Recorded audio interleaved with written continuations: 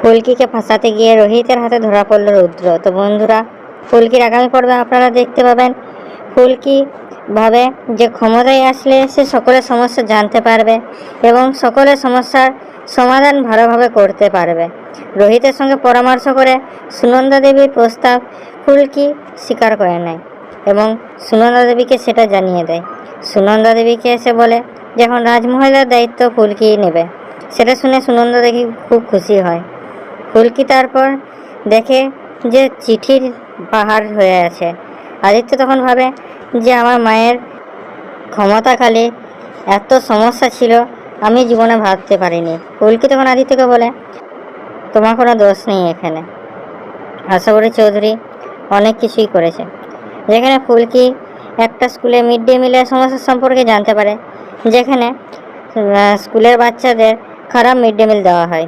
ফুলকি সেখানে সবাইকে নিয়ে পৌঁছে যায়, সঙ্গে নিয়ে আসে বাসনপত্র। ফুলকিকে স্কুলে কর্তৃপক্ষরা মিষ্টি মুখ করে আপ্যায়ন করে, কিন্তু ফুলকি তাদেরকে জানিয়ে দেয় প্রচুর কমপ্লেন আসছে যে এই স্কুলে বাচ্চাদের ভালো মিড ডে মিল দেওয়া হয় না। ফুলকি তারপর নিজে যাচাই করে দেখে যে সত্যি যে মিড ডে মিল বাচ্চাদের দেওয়া যায় তা মুখে দেওয়ার যোগ্য নয়। ফুলকি তখন নিজে খাবার বানিয়ে বাচ্চাদের খাওয়ানোর ব্যবস্থা করে।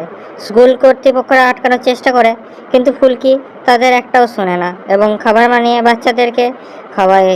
এবং সেই স্কুলে ফিরে আসে এক পুরনো মাস্টার মশাই, যে 5 বছর আগে হারিয়ে গিয়েছিল। আসলে সে মাস্টার মশাই আর কেউ নয়, রুদ্র। 5 বছর আগে এক মাস্টার মশাই হারিয়ে গিয়েছিলেন, যাকে আশাবরী চৌধুরী স্কুল থেকে বের করে দিয়েছিলেন এবং সেই মাস্টারেরই ছদ্মবেশে চলে আসে রুদ্র সেখানে। সেই মাস্টারমশাইকে দেখে ছাত্ররা খুব খুশি হয়।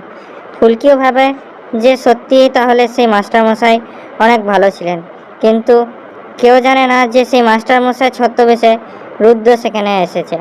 অন্যদিকে জানা যায় যে এক ব্যবসায়ী রাজমহলে তার বড় কারখানা লাগাতে চলেছে এবং তার ভিত পুজো আছে পরের দিন।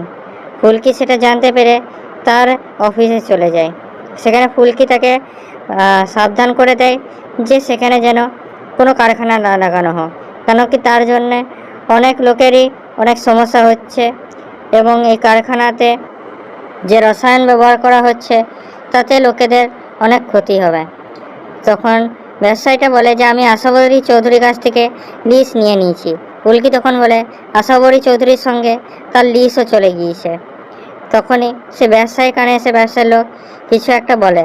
তখন সে ব্যবসায়ী ফুলকিকে বলে যে আমাকে ক্ষমা করে দিন, আমি আপনাকেও টাকা দেবো, 50 লক্ষ টাকা আপনাকে আমি দেবো।